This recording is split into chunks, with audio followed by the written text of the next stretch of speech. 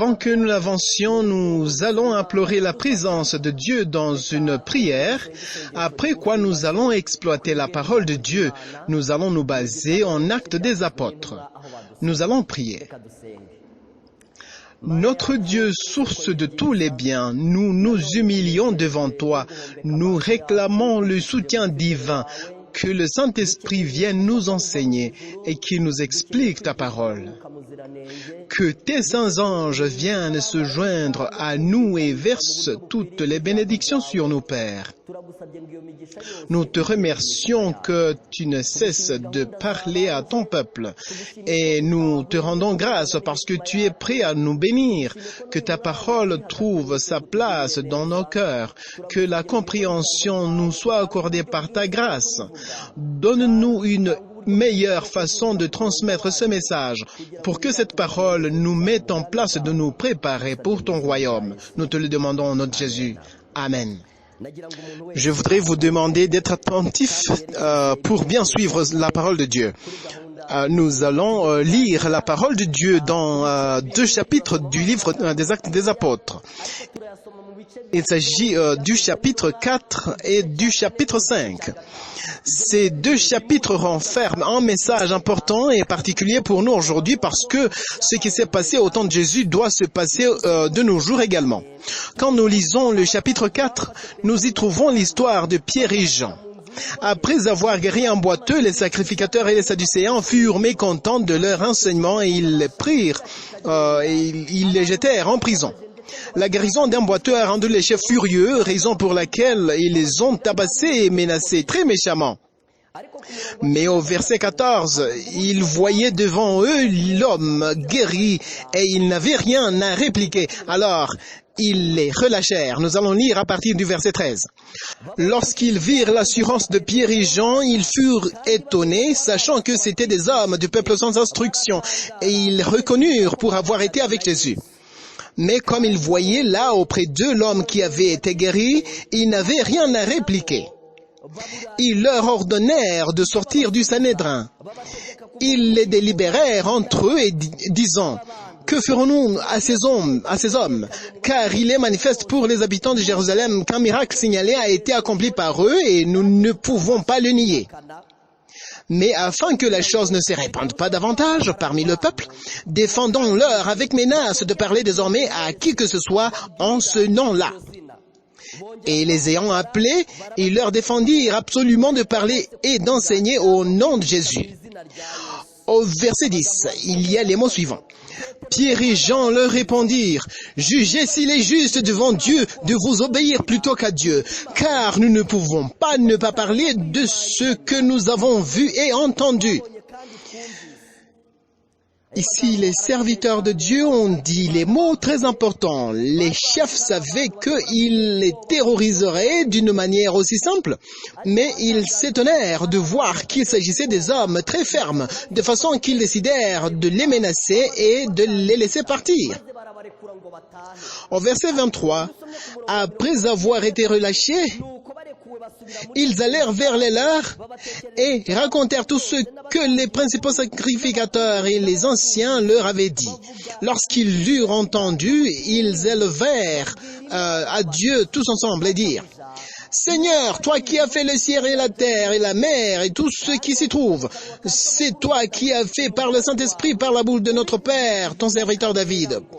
Pourquoi ce tumulte parmi les nations et ces vaines pensées parmi les peuples?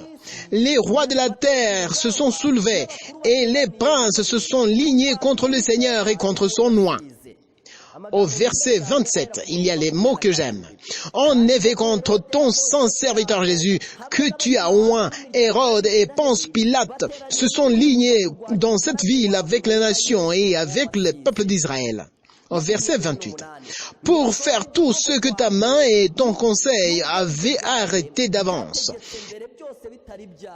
Et maintenant, Seigneur, vois leurs menaces et donne à tes serviteurs d'annoncer ta parole. Avec quoi? avec une pleine assurance. Et maintenant, Seigneur, vois leurs menaces et donne à tes serviteurs d'annoncer ta parole avec assurance, en étendant ta main pour qu'ils se fassent des guérisons, des miracles et des prodiges, par le nom de ton serviteur Jésus. Quand ils eurent prié, le lieu où ils étaient assemblés trembla. Ils furent tous remplis du Saint-Esprit et ils annonçaient la parole de Dieu avec assurance. Une chose très importante dont nous avons aussi besoin également. Après les avoir relâchés et menacés et après avoir prononcé le châtiment qu'ils allaient subir s'ils continuaient à faire de même, ils ont prononcé une prière très étonnante. Ils ont dit à Dieu, Dieu, Ponce Pilate, héros de toutes les nations, y compris le peuple d'Israël, ils ont déjà fait une alliance contre Jésus que tu as oint. Ici, ils ne sollicitaient pas Dieu pour les délivrer de l'injustice. Plutôt, ils ont demandé à Dieu, donne à tes serviteurs d'annoncer ta parole avec assurance. Peut-être tu pensais qu'ils allaient demander à Dieu d'arrêter l'injustice faite contre eux. Non, plutôt ils ont dit, Seigneur, nous te demandons une seule chose, nous avons peur, et ces gens veulent nous menacer pour nous effrayer. Donne à tes serviteurs un cœur brave, que l'épouvante s'évanouisse. Souvenez-vous que la Bible nous dit que Dieu ne nous a pas donné un esprit de timidité, de crainte, plutôt un esprit d'adoption par lequel nous crions « Abba Père ». Quel esprit! Je voudrais vous dire que l'une des caractéristiques des enfants de Dieu est le cœur brave, libre de toute crainte. L'esprit de crainte ne vient pas de Dieu. Après avoir prié, le Saint-Esprit est descendu et ils commencèrent à parler avec assurance. La plupart du temps que j'ai à passer avec vous dans cette prédication, je vais faire tout pour vous parler de la parole de Dieu plutôt que mes propres mots, car je sais que la parole de Dieu est forte et puissante. Par conséquent, les paroles que je vais lire en rapport avec ce principe d'obéissance sont d'une grande valeur. Nous lisons un passage que nous trouvons à la 6e leçon intitulée « À la porte du temple ». C'est à la page 60. Le principe pour lequel les disciples luttaient si courageusement quand, en réponse à l'ordre de ne plus parler au nom de Jésus, ils déclarèrent « Jugez s'il est juste devant Dieu de vous obéir plutôt qu'à Dieu ». Ce principe est le même que celui pour lequel luttèrent les adhérents de l'Évangile au jour de la Réforme en 1529. À tout à l'heure, je vais vous lire ces mots, ça va vous étonner. Comprenez que ce principe guidait les adhérents de l'Évangile. C'était dans la période de la Réforme de Martin Luther, Wycliffe, etc. N'est-ce pas? Chose étonnante, le principe qui guidait les apôtres tout juste après l'ascension de Jésus, c'est le même principe qui guidait les adhérents de l'Évangile en 1529. Ici, on va nous dire qu'il s'agit du même principe qui doit nous guider aussi dans ces jours. Écoutez ce que on nous dit ici. Le principe pour lequel les disciples luttaient si courageusement quand, en réponse à l'ordre de ne plus parler au nom de Jésus, ils déclarèrent « Jugez s'il est juste devant Dieu de vous obéir plutôt qu'à Dieu ». Ce principe est le même que celui pour lequel luttèrent les adhérents de l'Évangile au jour de la Réforme en 1529. Les princes allemands s'assemblèrent à la diète de Spire. On présenta le décret dans l'empereur restreignant la liberté religieuse et défendant toute nouvelle dissémination des doctrines de la Réforme. Il semblait que l'espoir du monde était sur le point de s'éteindre. Les principes accepteraient-ils le décret? La lumière de l'Évangile serait-elle supprimée aux multitudes encore dans les ténèbres? Des perspectives infinies qui s'ouvraient pour le monde étaient en jeu. Qu'est-ce qu'on nous dit ici? Des perspectives infinies qui s'ouvrent pour le monde étaient en jeu. Ceux qui avaient accepté la foi réformée se réunirent et prirent unanimement la résolution suivante. Rejetons cet arrêt. Dans les choses de la conscience, la majorité n'a aucun pouvoir. Écoutez attentivement. Ce principe, nous devons fermement le maintenir à notre époque. Quand est-ce que nous devons maintenir fermement ce principe? À notre époque. La bannière de la vérité, de la liberté religieuse, élevée bien haut par les fondateurs de la religion chrétienne et les témoins de Dieu au cours des siècles, a été remise entre nos mains. Aujourd'hui, c'est entre les mains de qui? Entre nos mains, s'il vous plaît. Nous qui sommes sur le point de participer au dernier combat. La responsabilité pour ce grand don repose sur ceux que Dieu a bénis en leur demandant la connaissance de sa parole. Il nous faut recevoir cette dernière comme une autorité suprême. Nous devons reconnaître le gouvernement humain comme étant d'institution divine et enseigner que leur obéir est un devoir sacré. Pour autant qu'ils restent dans les limites, dans leur sphère légitime. Mais dès que leurs ordres entrent en conflit avec ceux d'en haut, obéissons à Dieu plutôt qu'aux hommes. L'Écriture sainte doit être reconnue comme supérieure à toute législation humaine. Un ainsi dit l'Éternel ne doit pas être mis à côté d'un ainsi dit l'Église ou ainsi dit l'État. Je veux vous dire une chose, ce principe est un grand principe qu'il faut considérer. Car il est d'une grande valeur. Pourquoi? Parce que pour chacune de deux institutions citées, l'Église ou l'État, chacune peut s'opposer à ce principe et dire ce qui entre en contradiction avec les Saintes Écritures. Je voudrais que tu prêtes attention à une responsabilité qui nous est donnée par Dieu. Nous qui voulons garder cette vérité divine, la parole de Dieu doit être reconnue comme supérieure à toute législation humaine. Un ainsi dit l'Éternel ne doit être mis de côté pour favoriser un ainsi dit l'Église ou un ainsi dit l'État. La couronne du Christ doit être élevée en dessus des diadèmes des potentats de la terre. Que Dieu soit loué. C'est pourquoi les serviteurs de Dieu ont dû dire, « Notre Dieu, ils ont fait une alliance contre ton saint serviteur Jésus, que tu as oint, et leur méchanceté tourne vers nous. Aide-nous, donne-nous la puissance d'annoncer la parole avec pleine assurance. » Après avoir prié, la bénédiction de Dieu à travers le Saint-Esprit est descendue et ils commencèrent à parler avec assurance. Ce que nous sommes en train de voir est un témoignage de ce qui a eu lieu au 1er siècle juste après l'ascension de Jésus. Maintenant, voyons ce qui s'est passé en 1529. Je vais vous lire un passage qui concerne notre temps également. Je vais lire la tragédie des siècles à la 11e leçon intitulée « La protestation des princes ». L'une des plus nobles manifestations en faveur de la réforme fut la protestation des princes chrétiens d'Alémon à la diète de Spire. C'est le passage que je lisais tout à l'heure, à la diète de Spire.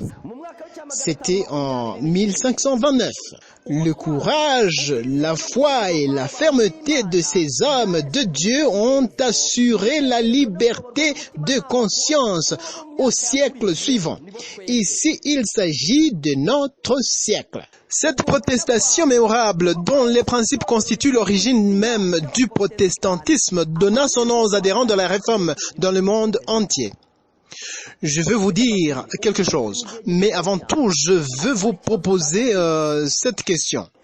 En 1529, à Spire, il s'est tenu une réunion dont les résolutions étaient similaires à celles de la période des apôtres. Après l'ascension de Jésus, les autorités disaient aux chrétiens de l'époque, « Nous ne voulons pas vous entendre parler au nom de Jésus. » Ils n'étaient point intimidés par les menaces pour céder à la peur et pour abandonner leur foi. Au contraire, ils ont dit à leur Dieu, « Seigneur, les choses ne nous sont point faciles. Et même si nous apparaissons comme victimes de leurs menaces, l'attaque est menée contre toi, Seigneur. » Ils ont dit à Dieu, « Cher Père, donne à tes serviteurs le zèle de parler avec assurance. Donne-nous le courage. » Ma question pour vous est celle-ci. Si les apôtres ont manifesté leur fermeté contre les menaces et l'attaque faite contre eux au 1er siècle, si les adhérents à l'évangile prêché en 1529 ont manifesté le courage, la foi et la fermeté, quel sera le degré de notre fermeté à notre foi au moment où le monde mènera son attaque contre nous? Ça, c'est ma formulation. La parole de Dieu formule la même question en ces mots. Lisons cela en Prophète Zérois à la page 476. Les réformateurs dont les protestants leur ont valu le nom de protestants se sont sentis poussés à diffuser la lumière de l'évangile dans le monde. Écoutez ceci. Nous n'avons qu'à remercier Dieu de tout notre cœur pour sa parole qu'il nous a donnée. Il ne nous a pas laissés tout simplement dans l'air. Non, il nous a disposé, il a tout disposé à notre connaissance pour que nous puissions savoir ce que faire au temps voulu. Je me rappelle vous avoir cité les paroles écrites dans le livre Les conseils à l'Église, au chapitre intitulé Les témoignages pour l'Église. Ellen White a raconté une histoire de ce qui s'est passé un jour quand elle a pris la Bible et l'a entourée des livres de l'esprit de prophétie qu'elle avait écrit. Puis elle a dit ceci: Dieu m'a révélé que toute lumière, que toute vérité nécessaire pour sauver les hommes a été mise dans ce livre, c'est-à-dire la Bible. Ils n'auront rien à inventer. Elle a dit que Dieu fera tout pour élever l'homme jusqu'au niveau qu'il désire qu'il atteigne. Écoute la question ici. Les réformateurs ont fait tout pour protester les doctrines hérétiques, c'est-à-dire c'est grâce à eux que nous avons le nom de protestants. Ils se sont sentis poussés à diffuser la lumière de l'évangile dans le monde. Dans cette intention, ils ne craignaient pas de sacrifier leurs biens, leur liberté, voire leur vie. Écoute, une décision prise par les réformateurs.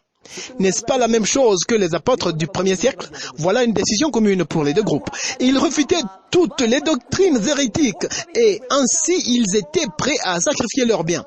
Hier, je vous ai lu un paragraphe qui nous disait comment Martin Luther s'est détaché de Rome. C'est à la page 99.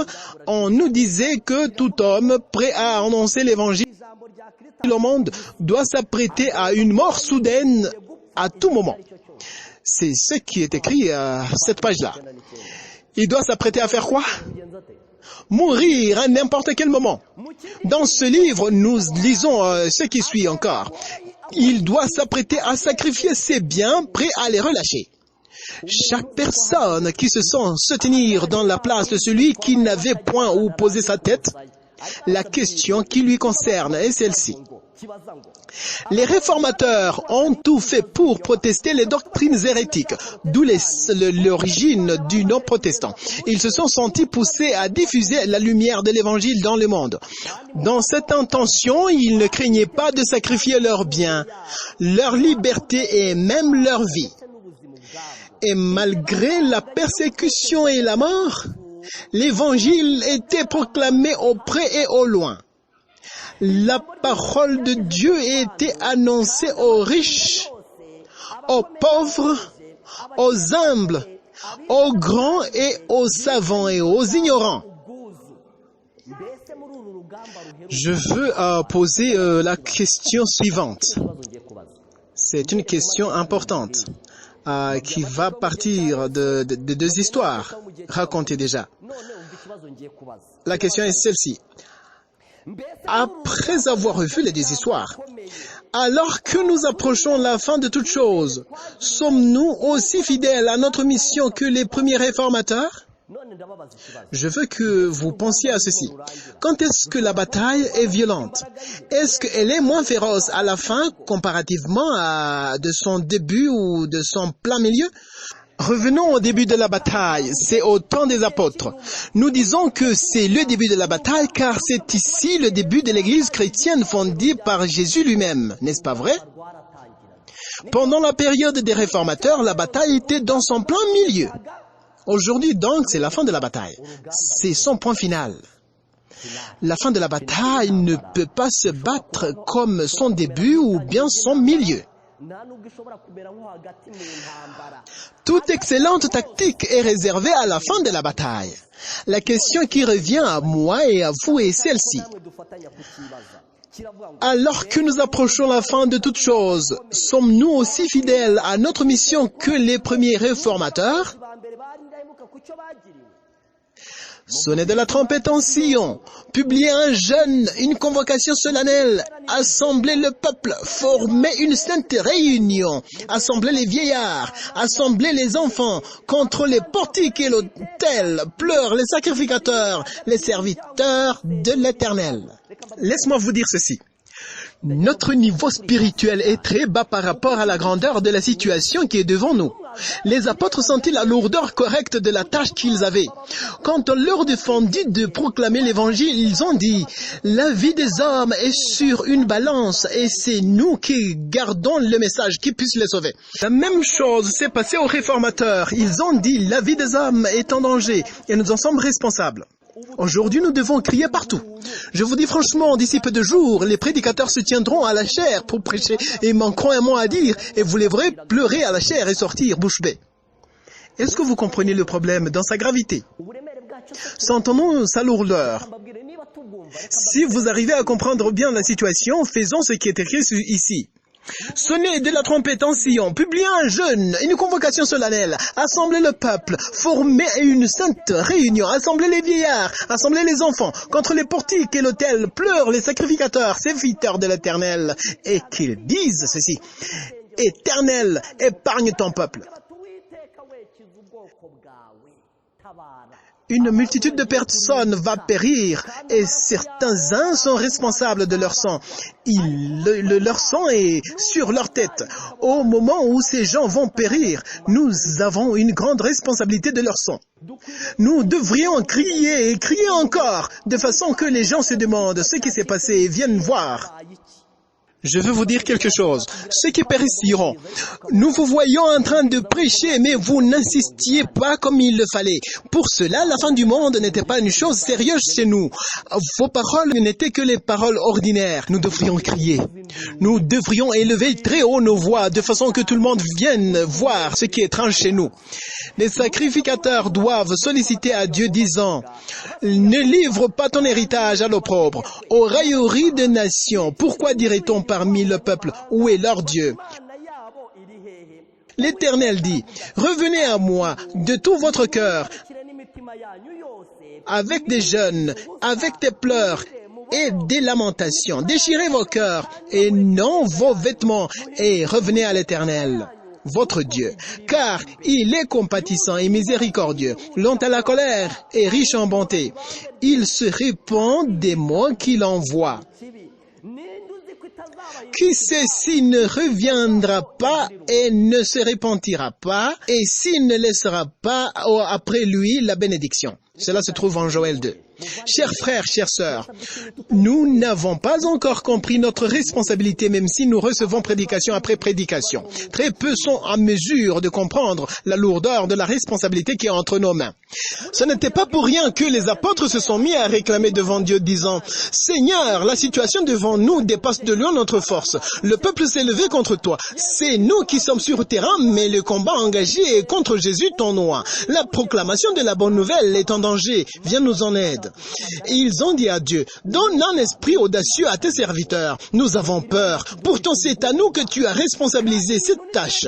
Tu nous as expliqué tes mystères du salut. Donc, la vie de ces gens se trouve entre nos mains. Et voilà que c'est contre nous que le monde est furieux. » Et ils ont continué à dire, « Seigneur, donne-nous les ailes. La prophétie doit s'accomplir et la persécution doit avoir lieu. Donne-nous les ailes, Seigneur. Remplis-nous d'hardiesse. Donne-nous le cœur brave. » Chers amis, nous devons prononcer des prières extraordinaires, car la situation qui est devant nous est extraordinaire. Ça, c'était la prière des apôtres. Mais je vais également vous montrer comment la situation se présentait en 1529.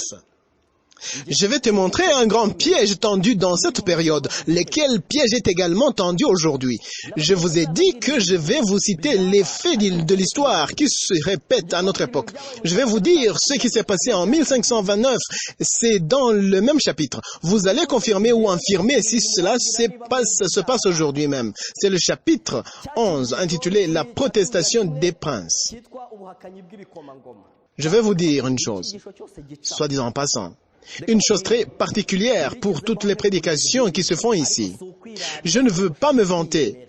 Toutes les prédications qui se font ici sont scellées par le Dieu du ciel. Il est vrai que j'ai préparé beaucoup de sermons, mais j'ai noté une chose particulière pour cette série de sermons.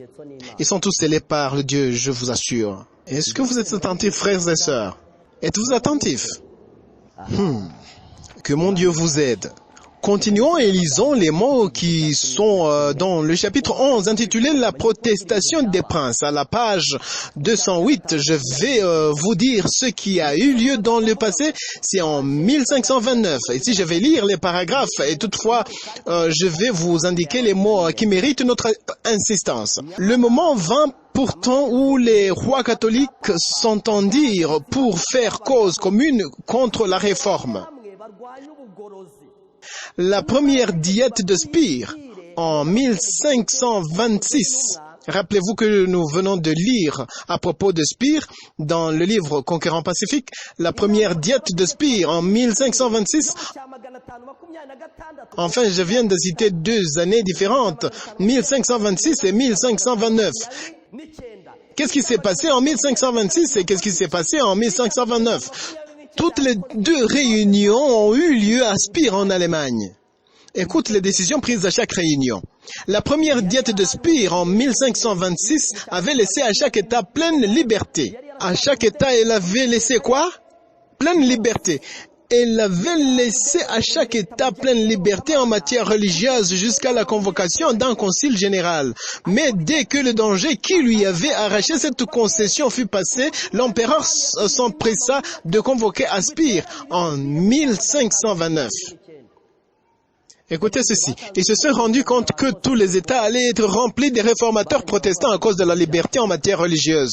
Ensuite, ils ont convoqué une autre réunion qui s'est tenue 3 ans après la première réunion. Cette deuxième réunion de 1529, quel en était l'agenda? Les décisions prises en cette réunion sont en vigueur encore une fois aujourd'hui.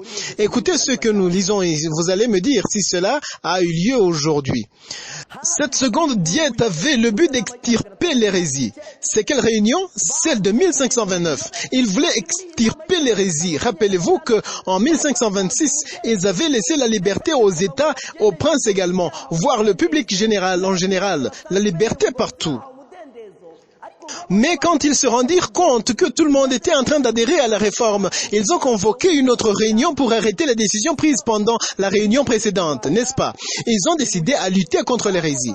Il fallait tâcher d'engager les princes à se ligner à l'amiable pour étouffer l'hérésie. Si ce plan échouait, Charles Quint était prêt à tirer l'épée. Ce qui s'est passé en 1529 n'est pas une chose facile. Ils ont dit, mettons fin à l'hérésie. La réforme doit s'arrêter à l'amiable, sinon l'épée va s'en suivre.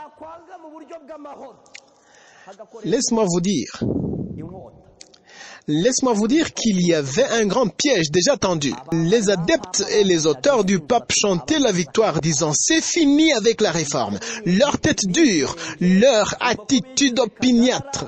Grande était la joie des partisans de Rome. Ils vinrent en grand nombre à Spire en 1529, manifestant ouvertement leur hostilité contre les réformateurs et leurs protecteurs. Je vais sauter quelques paragraphes. Suivez s'il vous plaît.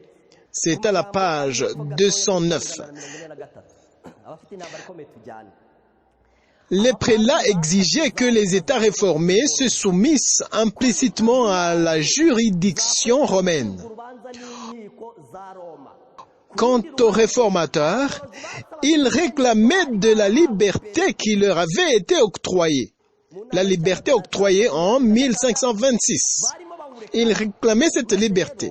Mais alors, comme Rome voyait que cette liberté leur a causé des problèmes et que les princes, en tant que les autorités dignitaires, réclamaient la liberté, ils ont jugé bon que les deux parties s'entendent, qu'elles cherchent à se convenir d'un commun accord. Il a fallu que Rome cède et de l'autre côté, les réformateurs devaient accepter de céder. Je vais lire une décision prise. Tu vas me dire si cela est similaire à ce qui se passe aujourd'hui ou non. Les prélats exigeaient que les États réformés se soumettent implicitement à la juridiction romaine. Quant aux réformateurs, ils se réclamaient de la liberté qui leur avait été octroyée. Ils ne pouvaient admettre que les États qui avaient embrassé la parole de Dieu avec enthousiasme fussent placés de nouveau sous le joug de Rome. On finit par proposer un compromis. Gardez ceci en mémoire. Qu'est-ce qu'on a proposé? Un compromis. Un moyen de chercher un commun accord, n'est-ce pas? Quel fut ce compromis? On finit par proposer le compromis suivant. Là où la réforme n'avait pas été établie, l'édit de Worms devait être rigoureusement appliqué. Voilà la première décision prise. Les deux parties en accord. Donc la première décision était que la réforme ne devait pas s'étendre là où elle n'avait pas été établie. N'est-ce pas? Voilà la première décision. Voici la deuxième décision. Lisons. Mais là où l'on ne pourrait l'imposer sans risque de révolte, on ne devait introduire aucune réforme. Voilà, c'est la deuxième décision. La deuxième décision prise. Voyons la troisième décision. On ne devait ni toucher à aucun point controversé. Voilà la troisième décision. Quelle était la quatrième décision? La célébration de la messe devait être tolérée, mais on ne permettrait à aucun catholique d'embrasser le luthéranisme. Voilà l'équilibre qu'on recherchait. Voyez-vous la même chose aujourd'hui? Voyez-vous une sorte de recherche d'un commun accord? Sorte d'entente interreligieuse? Je vais vous dire une chose. Quand les églises se mettent ensemble pour dire « cherchons un terrain commun », n'est-ce pas? On ne devait toucher à aucun point, controversé. Ici, il faut d'abord savoir quels sont les points propres à nous, mais qui sont aussi familiers aux autres. Quand on écoute ceci, on peut penser que Rome s'est converti. La tactique de Rome est de chercher à mettre ses erreurs sur les autres. Pour enfin dire, ne voyez-vous pas que ces gens sont justement têtus? De notre côté, nous faisons tout pour nous entendre, mais voyez-vous comment leurs têtes sont dures et ils deviennent un obstacle à tout le monde? Regardez comment ils s'opposent à chaque point. Avant de trouver les accusations suffisantes, ils doivent les préparer d'abord. Réfléchissez encore sur ceci.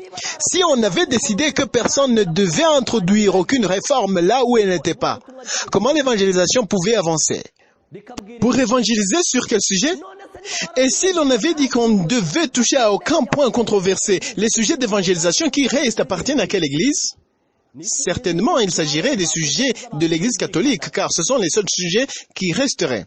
Ainsi, éliminant les sujets tels que le sabbat, car il s'agit d'un sujet controversé, le baptême, car ils ne s'entendent pas sur ce sujet, et j'en passe. Les sujets controversés. L'heure à laquelle nous sommes est terrible. Si vous mettiez à y penser, vous vous étonneriez. Les sujets controversés doivent s'arrêter. Ceci est une réalité aujourd'hui et vous le verrez même chez vous. Certains sujets ne doivent plus être évoqués. Comprenez que c'est un bon moyen d'unité et d'un commun accord. Chers amis, découvrez qu'ici il s'agit de l'exécution d'un agenda bien préparé. Différentes réunions doivent avoir lieu pour prendre des décisions rigoureuses. Un agenda terrible à exécuter dans le reste du monde. Laisse-moi vous dire, être chrétien n'est pas une chose facile. Aujourd'hui, l'Église catholique dit ceci aux autres églises. Si vous ne voulez pas joindre l'Église catholique, d'accord, même si vous tous, vous étiez des catholiques. Mais, désormais, ne changez plus la foi de personne. Que les pentecôtistes n'en ajoutent pas d'autres membres. Que les anglicans n'en ajoutent pas d'autres. Que les adventistes ne cherchent pas à augmenter leur nombre. Voilà pourquoi les églises doivent rester insonorisées. Leurs voix ne doivent pas sortir pour aller attraire d'autres. Nous en avons assez avec le vol des membres que vous faites aux autres églises, sous prétexte qu'il y a des erreurs dans leur foi dans des autres églises. Entretenez bien les points qui vous sont communs, rejetez ceux qui vous séparent. Celle-ci est une décision très rigoureuse. Ne pensez pas qu'il s'agit d'une décision de 1529. Non, c'est une décision qui nous est prise aujourd'hui. Nous allons voir l'attitude des réformateurs face à cette décision. Mais avant tout, je te rappelle les mots que nous avons lus dans le livre Prophètes et Rois. Nous avons lu ceci. Ils ont été fidèles à la lumière qui leur a été octroyée. Qu'en sera-t-il de nous qui sommes à la fin de la bataille? Écoute les paroles très importantes ici. On finit pour poser le compromis suivant. Là où la réforme n'avait pas été établie, l'édit de Worms devait être rigoureusement appliqué. Arrêtez la réforme donc. Mais que là où l'on ne pourrait pas l'imposer sans risque de révolte, on ne devait introduire aucune réforme. Troisièmement, on ne devait point toucher à aucun point controversé, même s'il s'agit des sujets gravés dans la parole de Dieu. Quand ces décisions étaient déjà prises, après avoir signé cela, les princes ont continué à résister. Écoutez ce qu'on a écrit ici. Ces mesures furent adoptées par la diète à la grande satisfaction du clergé catholique. Ils ont dit, voilà, nous les avons eus maintenant. Le combat finira par montrer qu'ils sont coupables de tout. Pourtant, notre point focal restera inchangé. Eh bien, s'ils ne basent pas leur enseignement sur les sujets controversés, leur doctrine sera vide, tout simplement. Eh bien, si la réforme est arrêtée, nous les avons en main. Mais Ellen White a écrit ceci. Si cet édit était entré en vigueur, qu'elle a dit? Restez muets au sujet controversé. Les sujets mettant en évidence que les catholiques romains ne devaient jamais adhérer à la foi luthérienne. Si cet édit était entré en vigueur, écoutez ceci, si cet édit était entré en vigueur, la réforme n'eût pu ni s'établir dans les lieux où elle n'avait pas encore pénétré. N'est-ce pas compréhensible? La réforme pouvait-elle s'y étendre? Jamais du tout. La réforme n'eût pu ni s'établir dans les lieux où elle n'avait pas encore pénétré, ni s'édifier sur les solides fondements dans ceux où elle existait déjà. Même là où elle existait, qu'est-ce qui se passerait? Dites-moi, il fallait combien d'années pour voir la réforme complètement étouffée? Très peu d'années. Et je voudrais vous rappeler que Dieu avait mis la vérité entre les mains des réformateurs. C'est eux qui étaient responsables de tous les habitants de la terre. Ces derniers devaient connaître la vérité grâce aux réformateurs. C'est eux qui avaient la clé à la décision qui serait prise dans la cour du ciel à l'égard des habitants de la terre. Ils se trouvaient dans la tentation de la décision à prendre. Il leur était facile d'opter pour l'erreur afin de sauver leur vie. Nous sommes dans la même situation. Écoutez-moi, le salut des habitants de la terre se trouve entre nos mains. Par notre attitude, le ciel peut être ouvert ou fermé. Écoutez bien, Dieu nous a fait les bergers de son troupeau et d'ailleurs, pour cette raison, nous sommes responsables de leur sort au jour du jugement. Je vais lire la décision prise par les réformateurs. C'est pour mieux comprendre la conclusion que nous avons trouvée dans le livre Prophètes et Rois et le livre Conquérant Pacifique. Quelle était la décision prise par les réformateurs? Réunis en consultation, les membres du parti évangélique de l'Église catholique, c'est-à-dire qu'après avoir entendu l'édit de l'Église catholique de Rome, les réformateurs se sont concertés. Ils ont fait une réunion pour prendre une décision du problème auquel ils faisaient face.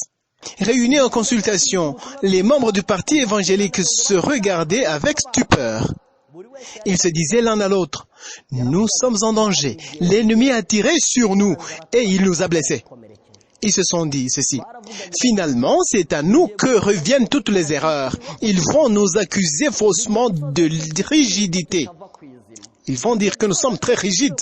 Finalement, nous allons paraître comme des gens qui s'opposent à ce qui est bon pour la société. Ne jouez pas avec Rome. Elle fera tout pour paraître comme ayant un souci vif de la sécurité du monde. Elle doit paraître comme si elle n'épargne rien pour garantir la paix au monde. Écoute ceci. Réunis en consultation, des membres du parti évangélique se regardaient avec stupeur. Ils se demandaient l'un à l'autre, que faire?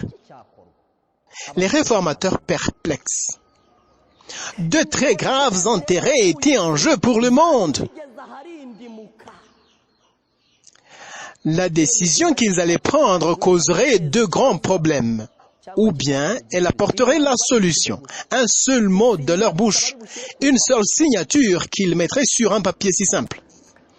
Je me rappelle avoir prêché une prédication intitulée « Franchir la clôture » et j'ai bien expliqué qu'ici il ne s'agit pas nécessairement d'un grand péché tel que le meurtre.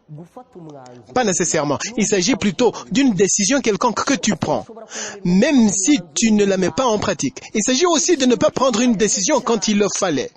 Un choix très simple, un choix qui apparemment est insignifiant, peut fermer les portes du ciel devant toi pour toujours. Les chefs de la réforme se soumettront-ils? Les dix qui proposaient que la réforme ne devait pas s'étendre là où elle n'était pas encore établie, les dix qui proposaient que les sujets controversés ne devaient plus être abordés. Les chefs de la réforme se soumettraient-ils? S'ils se soumettaient, ce serait mettre le monde entier en danger. Je continue avec la lecture. Allons-y ensemble. Les chefs de la réforme se soumettront-ils? Accepteront-ils cet édit? Il serait facile à cette heure de crise de faire un faux pas. Que de bonnes raisons, que de prétextes plausibles n'eût-on pas pu trouver pour se soumettre? On assurait aux princes luthériens le libre exercice de leur religion, mais ceci avec un ordre strict de ne pas aller au-delà. À ceux qui ont embrassé leur foi, il ne faut en ajouter personne. On avait accordé la liberté aux princes. Le même droit était accordé à tous ceux de leur sujet qui avaient adopté la réforme avant l'édit. Ils ont dit ceci: à la signature posée aujourd'hui même, c'est fini avec ceux qui veulent choisir la réforme. Plus question de croissance de la réforme. Parviens-tu à comprendre l'annonce de cette défense si stricte? Écoute bien.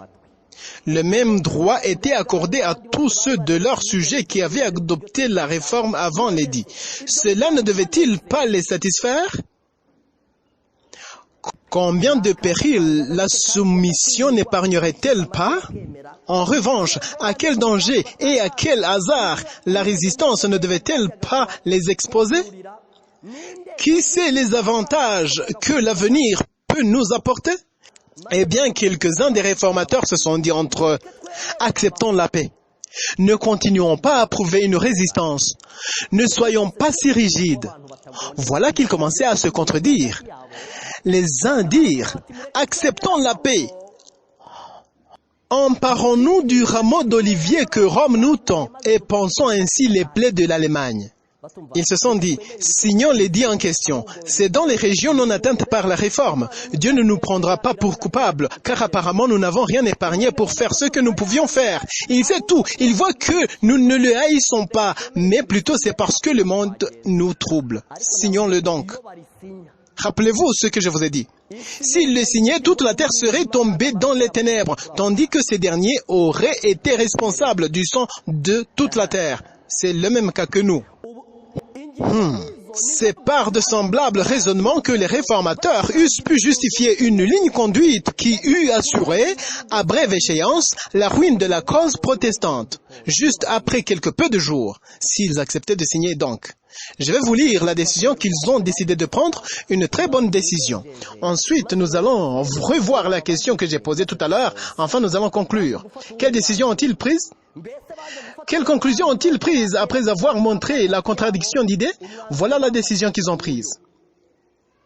Ils ont rédigé une lettre qui exprimait leur décision. Nous la trouvons à la page 213. Voyons la décision ensemble. Si vous y êtes, nous allons lire. Voici le contenu de la lettre. Nous protestons par la présente. Quelle bonne lettre! J'ai beaucoup aimé cette lettre. Et je suis sûr que Dieu bénira toute personne qui se tiendra ferme, tel que nous lisons ici. Cette lettre déclare: nous protestons par les présentes, devant Dieu notre unique Créateur, Conservateur, Rédempteur et Sauveur, qui un jour sera notre juge, ainsi que devant les hommes et toutes les créatures, que pour nous et pour les nôtres, nous ne consentons ni n'adhérons en aucune manière au décret proposé dans la mesure où il est contraire à Dieu, à sa sainte parole, à notre bonne conscience et au salut de nos âmes. Amen. Ils ont dit: devant Dieu notre juge. devant tous ceux qui attendent impatiemment notre décision. À notre bonne conscience, laquelle conscience Dieu utilise pour nous parler et nous guider. Nous protestons de tout notre cœur que nous ne tiendrons pas en considération les décisions que vous nous avez présentées. Ne vous peinez pas en faisant le suivi de la mise en exécution de vos décisions. Ils ont dit, nous allons payer n'importe quel prix que cela nous coûtera. Et nous acceptons n'importe quelle perte causée par ce refus. Donc, nous n'acceptons pas une telle décision qui nous défend de prêcher sur les sujets controversés, une décision qui empêche de prêcher l'évangile là où la réforme n'a pas encore atteint. Nous refutons donc toutes ces déclarations. Que Dieu soit de notre côté. Alléluia. Oh, quels bons ambassadeurs du Dieu vivant. Oh, quels gens qui aiment Jésus plus qu'ils aiment leur propre vie. Quels gens que Dieu tient par la main pour les remercier. Quels gens pour lesquels Jésus racontera l'histoire de leur voyage et les remerciera quand nous serons au ciel. De tout mon cœur, je te souhaite une telle fermeté. L'Église peut prendre une décision, mais toi aussi, de ton côté, vérifie si celle prise ne contredit pas la Sainte Écriture. Si oui, prends ta propre décision. Laisse-moi vous dire, si vous ne décidez pas, vous serez comme un objet qui est soumis à une forte tempête. Prends la décision. Je vous ai expliqué que la signification d'un chrétien ne s'arrête pas par la prière. Elle est aussi fondée sur la capacité de prendre une décision. Un chrétien qui ne prend pas de décision a un grand problème et il ne comprendra jamais pourquoi sa vie chrétienne reste sans croissance. Aujourd'hui, tu dois prendre une décision. Si tu sens en toi le besoin de prendre les moments permanents de la prière, fais-le. Hier, je vous ai donné un conseil, que s'il y en a qui ont de lourds fardeaux, débarrassez-vous-en et prenez une décision. Aussi longtemps que vous ne prenez pas de décision, vous serez comme un homme qui s'appelait Pilate. Celui-ci s'est bien rendu compte de l'innocence de Jésus, mais il a tardé à prendre une décision. Les Juifs ont vu qu'ils profiteraient de cette faiblesse et ils ont découvert que leur insistance résulterait à la crucifixion de Jésus.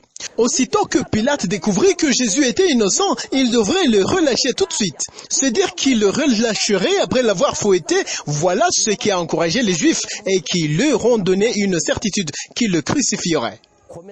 Si tu tardes à prendre une décision, gare à toi. Mon cher ami, prends une décision. Je t'en prie. Prends une décision de ta vie. Prends une décision de ta vie, s'il te plaît. Car si tu ne parviens pas à prendre une décision pour ta vie, les autres la prendront pour toi et tu seras obligé de t'incliner à leur obéissance. Veux-tu prendre la décision de ta vie aujourd'hui? Te rends-tu compte qu'il n'y a plus de temps à gaspiller? Prends une décision pour ta vie, sinon, si tu tardes encore, si tu renvoies la prise de décision à demain, tu veux attendre demain pour écouter une prédication de plus? Gare à toi. Prends la décision, le temps qui s'est écoulé, gaspillé est suffisamment long. Prends une décision. Nous avons besoin de prendre ces décisions-là du 3e degré. Les décisions qui puissent inquiéter presque tout le monde qui les écoute. Prends la décision. Demande à Dieu de te venir en aide. Mais tu dois avoir la position, une décision que tu souhaites mettre en pratique. Jésus viendra vers toi, il te soutiendra et il te fortifiera. Si tu restes indifférent, alors ne mets aucun blâme sur Jésus, disant qu'il n'a pas donné son secours. Jésus attend que ces gens prennent la décision d'abord. Personne de tout ce que nous voyons dans les Saintes Écritures que Dieu a secouru avant de prendre la décision. Me tromperai-je? Les jeunes Hébreux ont dit, même s'ils ne nous délivraient pas. Est-ce une décision? En fait, ils avaient choisi la mort. Alors que pour toi, tu attends que Dieu prenne la décision pour toi, qu'il t'aide à la mettre en pratique, non. Prends la décision toi-même. Prends la décision pour ta vie aujourd'hui. N'attends pas demain pour réagir, car demain n'est pas pour toi. N'attends pas demain, car à la sortie, tu peux perdre la compréhension et la lourdeur de cette parole. Prends la décision sur place, avant même de te tenir debout pour aller à la maison. Fais une alliance avec Dieu. Prends la décision. Sois-y ferme, et Dieu sera de ton côté. Et finalement, il te donnera la couronne de vie. Je prie que vous puissiez prendre la décision. Aujourd'hui, je voudrais vous encourager à prendre la décision.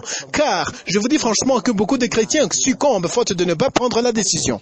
Mais je glorifie grandement Dieu. Je vous dis franchement que ma reconnaissance envers lui est très grande. Même à présent, devant vous, je loue Dieu. Ma vie est toujours remplie de joie à cause de Dieu. Et je suis témoin que Dieu est toujours fidèle. C'est mon témoignage vivant, même si certains se mettraient à me contredire. Je resterai ferme à mon témoignage qu'il est toujours fidèle. Écoute la conclusion. Nous protestons par les présentes devant Dieu notre unique Créateur, Conservateur, Rédempteur et Sauveur, qui un jour sera notre juge, ainsi que devant tous les hommes et toutes les créatures, que pour nous et pour les nôtres, nous ne consentons ni n'adhérons en aucune manière au décret proposé dans la mesure où il est contraire à Dieu, à sa sainte parole, à notre bonne conscience et au salut de nos âmes. Nous déclarions en adhérant à cet édit que si le Dieu Tout-Puissant appelle un homme à sa connaissance, cet homme n'est pas libre de la recevoir. Nous ne le pouvons pas. Ils ajoutaient, il n'est de doctrine certaine que celle qui est conforme à la parole de Dieu. En outre, les doctrines contraires viennent du diable et c'est un enseignement mensonger. Le Seigneur défend d'en enseigner une autre. Chaque texte de la Sainte Écriture, on vient de nous dire combien de textes. La prophétie apocalyptique est-elle incluse? Et le livre de Daniel? Chaque texte de la Sainte Écriture doit être expliqué par d'autres textes plus clairs. Ce saint livre est facile à expliquer. Je veux vous dire quelque chose. Il est aussi facile à comprendre dans toutes les choses nécessaires aux chrétiens. C'est le livre facile et propre à dissiper les ténèbres. Nous sommes donc résolus avec la grâce de Dieu à maintenir la prédication pure et exclusive de sa parole seule, telle qu'elle est contenue dans les livres bibliques de l'Ancien Testament et du Nouveau Testament, sans rien ajouter qui lui soit contraire. Cette parole est la seule vérité. Elle est la norme assurée de toute doctrine et de toute vie et ne peut jamais ni faillir ni se tromper. Celui qui bâtit sur ce fondement, ces mots me remplissent de joie. Celui qui bâtit sur ce fondement résistera à toutes les puissances de l'enfer, tandis que toutes les vanités humaines qu'on lui oppose tomberont devant la face de Dieu. Même si ces vanités semblent dominer, même si elles seraient appuyées par la majorité, attends un peu, tu le verras s'évanouir de tes propres yeux. Mais encore une fois, nous avons cette espérance. Sa Majesté impériale se comportera à notre égard comme un prince chrétien qui aime Dieu par-dessus toute chose et nous nous déclarons prêts à lui rendre, ainsi qu'à vous tous, gracieux Seigneur, toute l'affection et toute obéissance qui sont notre juste et légitime devoir. Enfin, ils ont fermé la lettre et l'ont soumise entre les mains des membres du conseil. Tout était clair. Ils disaient, ne cherchez pas en nous l'obéissance de votre décision. Elle est contraire à la Bible. Dieu soit loué de ces enfants qui ont montré une fermeté. Maintenant, je vais vous poser une question. La question est celle-ci. Je vais relire la question. Alors que nous approchons la fin de toute chose, sommes-nous aussi fidèles à notre mission que les premiers réformateurs? Je n'attends pas de toi une réponse à moi-même. Plutôt cherche à trouver la réponse pour toi-même. Avant de conclure, je voudrais que nous lisions en Actes des Apôtres, chapitre 5. C'est un chapitre très important. Actes des Apôtres, chapitre 5. De ma version, le titre est la deuxième arrestation. Nous allons lire à partir du verset 25, mais avant d'y arriver, vous trouvez comment le sacrificateur et son groupe remplis de jalousie ont pris les apôtres et les ont jetés dans la prison publique. vous trouverez comment un ange du Seigneur les fit sortir de la prison et leur dit, « Allez dans le temple et prêchez-y. » Le sacrificateur et son groupe les firent sortir du temple pacifiquement. Au verset 25, quelqu'un vint leur dire, « Voici les hommes que vous avez mis en prison sont dans le temple et ils enseignent le peuple. » Alors le commandant partit avec les huissiers et les conduisit sans violence car ils avaient peur d'être lapidés par le peuple. Ici, il y a une chose très importante. Ils avaient peur de qui? Car ils avaient peur d'être lapidés par le peuple. Après qu'ils les eurent amenés en présence du Sanhédrin, le souverain sacrificateur les interrogea en ces termes. « Ne vous avons-nous pas défendu expressément d'enseigner en ce nom-là ? Et voici, vous avez rempli Jérusalem de votre enseignement, et vous voulez faire retomber sur nous le sang de cet homme. » Soyons francs ici. Ce sang n'est-il pas sur ces gens-ci? N'ont-ils pas dit que son sang soit sur nous et sur nos enfants? Pierre et les apôtres répondirent, « Il faut obéir à Dieu plutôt qu'aux hommes. Le Dieu de nos pères a ressuscité Jésus, que vous avez tué en le pendant au bois. Dieu l'a élevé par sa droite comme prince et sauveur pour donner à Israël la repentance et le pardon des péchés. Nous sommes témoins de ces choses, de même que le Saint-Esprit que Dieu a donné à ceux qui lui obéissent. » Furieux de ces paroles, il voulait les faire mourir. Mais un pharisien nommé Gamaliel, soit dit en passant, ce pharisien était là. Même au temps de la crucifixion de Jésus, il y en avait un qui s'appelait Nicodème. Même aujourd'hui, les Gamaliel et les Nicodème existent. Leur intervention est toujours pacifique et amène la paix. Remercions Jésus qui nous a choisis. Et il nous a donné un message complet, un message qui est une réponse aux problèmes du monde. Que Dieu nous aide à rester fidèles jusqu'à la fin, pour que nous ne soyons pas de mauvais entendants de ce que Dieu nous a confié, plutôt que nous soyons trouvés dans la droiture, après avoir obéi à Dieu plutôt qu'aux hommes, après avoir obéi à Dieu plutôt qu'à l'État, plutôt qu'à l'Église même. Ceci parce que nous aurons bien choisi. Que Dieu nous bénisse tous et que sa grâce remplisse nos cœurs. Qu'elle nous pousse à nous rendre complètement dans ses mains. Qu'elle nous fasse comprendre que cette terre arrive à son terme. Décidons à joindre le côté triomphant alors qu'il est encore possible. Voilà ma prière pour tout un chacun aujourd'hui. Que le Seigneur, dans sa miséricorde insondable, nous rende capables par sa grâce en nom de Jésus. J'ai soif de ta présence, divin chef de ma foi, dans ma faiblesse immense, que ferais-je sans toi?